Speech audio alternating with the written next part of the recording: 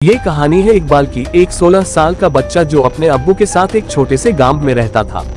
इकबाल के पिता बीमार थे, इसलिए इकबाल को ही काम करके घर चलाना पड़ता था।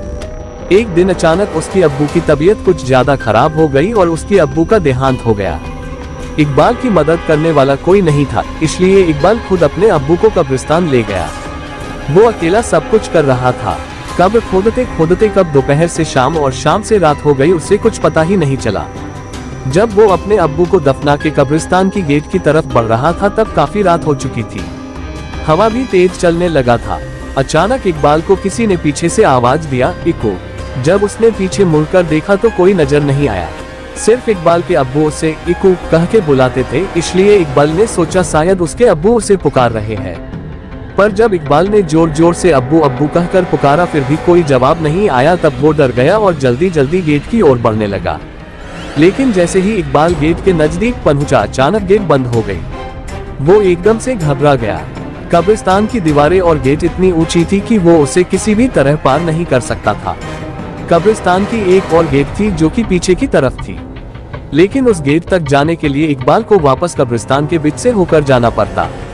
किसी तरह हिम्मत जुटाकर उसने दूसरे गेट तक जाने का फैसला किया। वो सुनसान कब्रिस्तान के बीच से जा ही रहा था कि अचानक उसे दूर एक आदमी खड़ा हुआ दिखाई दिया। वो उस आदमी के पास गया और पूछा, कौन हो तुम? उस आदमी ने कोई जवाब नहीं दिया। इकबाल फिर से उसे पूछने ही वाला था कि उस आदमी का सिर अचानक से पीछे घूम गया। उसका दोनों आंखें लाल था और इकबाल को गुस्से से देख रहा था। ये देखकर इकबाल जोर से चिल्लाया और भागने लगा।